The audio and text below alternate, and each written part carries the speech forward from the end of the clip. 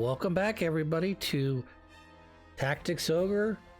We are in the fortresses, which is where you fight the bosses of each of the elements, minus dark and light. Fun factoids up and down, left and right. I don't have any audio for this. So what you're hearing in the background and me talking right now is all done in post. Isn't that wonderful? I think that's wonderful because, you know, the however many hours I spent, let's say 2 hours I spent, didn't get a damn thing, audio or otherwise. I am a servant of Asa, goddess of earth. You who would become the true oracle must face a trial. Defeat me and prove your quality before the goddess. They all say the same thing. And then when you beat them, they go, excellent, or something like that. Magnificent, there it is. So, because I've already recorded this episode, I already know what's going to happen in it. However, how I was feeling at the time is completely different than how I'm feeling right now. And I don't really remember what I talked about in the original episodes. However, I can tell you that it was, this was recorded after Easter. So, having the Easter vibe going, you know, hey, I went home and visited my parents and my siblings came over, and I'm slowly but determining that my life lacks meaning because I don't share my life with anybody. That was sort of the long story short of this first episode. Was mostly me going like, you know, my sister is married, my brother is married, and my second brother, who are all younger than me, is in a long-term relationship. Now, for the sake of him, we'll say that his relationship is wonderful and that nothing terrible will ever happen, okay? But I don't know that. I'm not hoping that something goes wrong for my brother. I hope everything goes wonderfully for my brother because I love him. You know? But I don't know. I mean, dating is a complicated thing where, you know, you meet someone, you hit it off with them, share a lot of similar things, but there might come a time after the, you know, the quote-unquote honeymoon phase, which I'm not literally talking, you know, I'm married and these are my first days spending together with my husband or wife, but rather that time period where the initial attraction wears off and you have to figure out if that attraction is deeper than skin level. I like to imagine for my brother, like I said, brother's sake, that this is all wonderful and everything. There's no problems whatsoever. Or if there is, that him and his girlfriend can work through it. There won't be any issues whatsoever.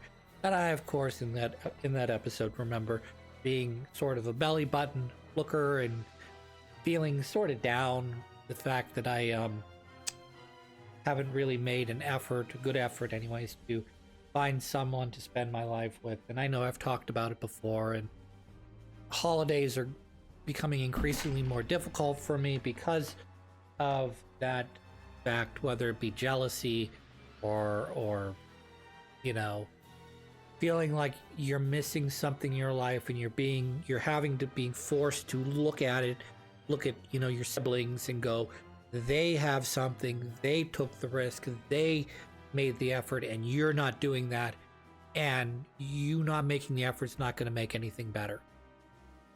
So, that was the long and short of that episode. And we're only, 4 minutes into this now? So, I'm going to have to think up something different to talk about. Talk about the game, obviously. That would be interesting, I'm sure. So, this is the Earth Dungeon.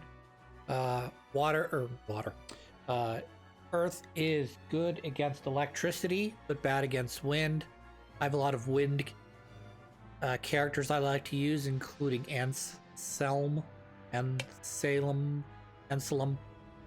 however you pronounce these names. Obviously, my Hawkman Canopus. I've used him most, if not the whole game. Most episodes he should be in there somewhere. He's obviously a wind adept, strong. The other of the four sisters, it's another thing I mentioned in my playthrough. I've collected 3 of the 4 sisters. Syria, because apparently only recruitable in the neutral route, so good for me. Her sister, 2 sisters that are standing back by my sage. One's a healer, one's a another Valkyrie. The 4th sister, I think I missed out on recruiting because, long story short, she was available, and I moved the plot along too far and missed out on her. There's other characters I missed out on as well, but they are not, I want to say, quote unquote, as important because they don't get unique portraits like Olivia does. But fun fact about the 4 sisters is they all have the ability to become oracles, or as I believe their actual job title is called, shaman. There's 4 of them. When we beat the last of these fortresses and beat the last of the 6 elemental boss things, they will give us 3 tickets that allow me to change my 3 of the 4 sisters into oracles. Now, the plan for that is, if I had all 4 sisters, which again I'm missing the one of them, was I was going to keep the 2 sisters that I have currently that are both Valkyries, and I was going to leave them alone, and I was going to change the 2 mage healer whatever sisters into oracles. But discovered an interesting fact that when you go to change them, they revert back to their original element when you change classes. So you cannot have a light or dark shaman.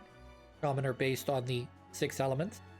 So they go back to whatever their original element was. So for the sake of Olivia, I changed her because she's a healer and didn't realize or forgot that she could become a shaman. And so when I change her over, she's going to go back to being a water user because that's who she originally was. If I were to change Syria, she would be fire, and I'm forgetting the other one's name. She would be wind, and then her last, I think the last sister is ice or something like that. I don't know what element she is, but essentially when you change them over to that class, that's what they get. They get to be whatever element they are. Now, can you change the element? Probably. You could probably change their element from there. So if they're water, you'd probably be able to, I don't know, I'd have to test that out. But I have to imagine, because I changed her to light, she's going to have to go back to being one of the elementals classes.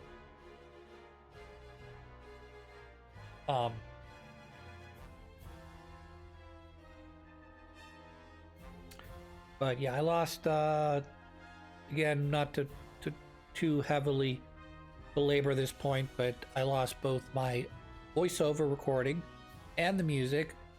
So if this music starts to become a little bit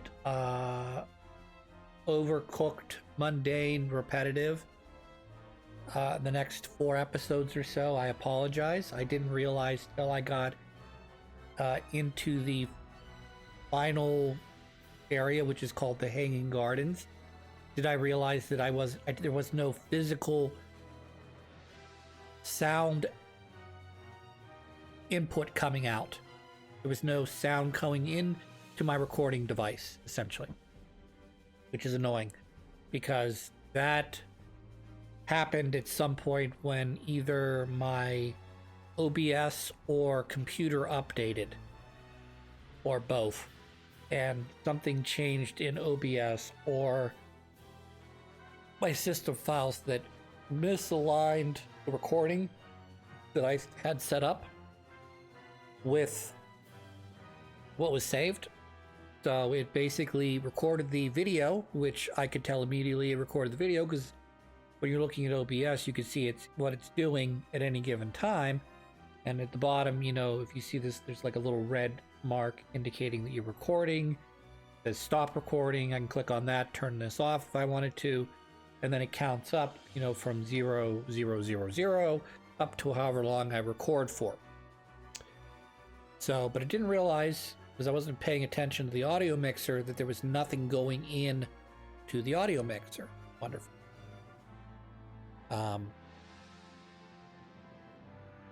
But sort of, make a long story short here, pretty much everything I said, I already know what's going on. Got 4 episodes of this that I'm going to have to fill for. This is the first of 4. And some of these missions are going to be shorter, and some of these are going to be longer. For instance, this mission is going to be pretty standard, about 20 minutes or so. Next episode, I think, is going to be shorter, maybe about 15. And then the episode after that's going to be longer. Just because I pissed around a little bit more in certain areas. When we get there, I'll sort of explain why the next episode's going to be shorter. But you'll kind of also see it just from watching the playthrough that, oh, that's why that happened. Yeah, okay, great. One of the things that makes this particular battle a little bit more difficult than, say, some of the other ones, and some of the reasons why this is a little bit easier than some of the other ones, is golems and dragons tend to have high defense and relatively high HP. So you're basically trying to beat I don't know. It's like trying to knock the sand out of a sandbag. You got to pound on it for a while before you weaken enough to break the sandbag. Which I know a lot of people say, well, that's not the point of having a sandbag. Sandbag is, you know, you punch it, it doesn't break. I get that. But golems, they have the ability to do golem key, particularly at this point in the game. Dragons have the ability to put up their dragon scale armor, and so you need to bring in characters that have the ability to undo those buffs. For instance, sages. Is it sages? I forget what they're called. No, witches and warlocks, which is the sort of the advanced class that's like wizards and sorceresses, but they're called wizards or warlocks and witches. Or no, yeah, warlocks and witches. They have the ability to recruit, buff, and debuff golems. So, you know, in this particular situation, you want to bring at least 1 sage, maybe 2, if there's multiple golems in an area, so you can debuff them in case they get Gorgon's key, or whatever it's called, golem key. That gives them extra defense, but makes it more difficult to deal physical damage to them. Dragons have the opposite problem, where they get dragon scale for a turn, and for every amount of damage, not only do they get increased defense, but every point of damage you deal to the dragon deals directly back to you, with the exception of your dragoon. Your dragoon pops the Dragon Slayer ability, and you use Dragon Killer. I probably have those backwards, but the Dragoon has the ability to create a buff for all of the characters in a short distance around it, and then it also has the ability to power itself up to kill dragons or kill beasts. So if you power up your Dragoon completely, you'll probably, with Dragon Scale on that enemy, you would probably do somewhere in the ballpark of like I don't know, 200 to 400 damage maybe, but the dragon scales will not reflect 400 damage back to the dragoon because that's a personal buff, not a buff that's shared with the dragon. So the dragon would only give you whatever normally it should deal back to you, which would probably be closer to like 50 damage, 100 damage, 200 damage.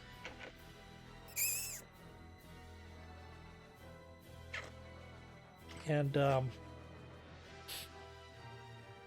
so yeah, but having a dragoon or beast and dragons, having a warlock or witch for golems are good. They help to negate these things that really just kind of slow the game down. Not that that's obviously a problem, but you know, randomly proccing this buff that basically gives you super defense, and then when your turn comes around, there's a percent chance that you pop that same skill repeatedly. It gets a little annoying because you're waiting for I keep wanting to try Gorgon, not a Gorgon, the golem from not having that buff on him anymore. Yeah. Another thing that sort of slows me down, at least in this mission, not that it's going to take me much longer to beat this, is that you do have undead enemies on the board, so you need to use either your healer exorcism, or luckily Kashua does get a skill, not an ability, a skill which makes her, again, well, I didn't say this in this recording, but in previous recording I mentioned how busted I felt the princess class is, along with Denham's lord class, which I don't have. This skill that she has, which allows her to cast level 2 exorcism, which doesn't eat her damage turn, because you get 3 things you can do in each turn. You can use a skill, you can attack, and you can move. You don't have to do all 3. You can do none of the 3. You can do 1 of the 3, 2 of the 3 usually. But with her, particularly as she gets a lot of MP regeneration, because she's kind of a mage, you can pretty regularly rely on her finishers and her to have enough MP to cast the skill that allows you to exercise downed undead enemies. So I'm gonna redo that turn because that was kind of a shitty, not great thing. I kind of lined up for the dead shot and then went, that's gonna run into the giant pillar crystal there, and instead of clicking the back button, I click the confirm button, and yeah.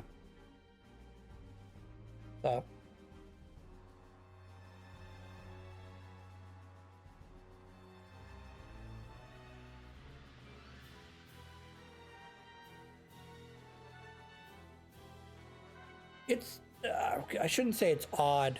I think it's really nifty that all of your weapons, in a way, particularly on their finisher, are very viable.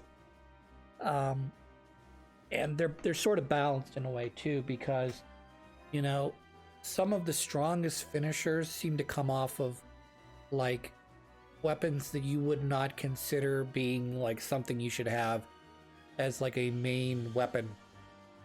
And others, I don't, okay, let's rewind. I'm not sure what I'm exactly trying to say here, because I think the lance itself, with its ability to hit 2 spaces in front of it, is kind of like, I wouldn't say overpowered, but it's definitely got its big advantages. And then the fact that one of the finishing moves that the lance gets is this, what is it? It's a like a T plus shape area effect damage that you can line up over either one or multiple enemies. And while you have to be somewhat close, it still sort of acts as a range like spell. Even though it's not a spell, it's a finisher. And it does a ton of damage because it's a finisher and it's area effect. So it's like really, really strong. And then like for the single-handed sword, they give you the first thing you unlock is the something rending gales or something, which basically you look at whatever numbers on there, it hits twice. So if you're doing 50 damage, you multiply 50 by times 2. As you get towards the end of the game, particularly if you buff some of your characters during battle with attack buffs, this thing can do 500 times 2. That's 1,000 damage for a finisher. Considering your fucking little one-handed sword's not nearly doing that level of damage, you know. And there are other things that the sword can do. It's not necessarily like super duper great, but it's very good, like as a finisher. And like I haven't really looked at any weapon that I thought was particularly bad with their finishers. Maybe the exception of either hammer or axe. I think it's axe is the one that I'm thinking that isn't super duper great, but has a lot of elemental energy or synergy with it. So like, magnificent. All right, that is the end of this episode. We are going to get some stuff here. Congratulations, as well as a super powered wind spell. And when we come back, we will be doing more of these dives into these fortresses and then eventually move on to the end.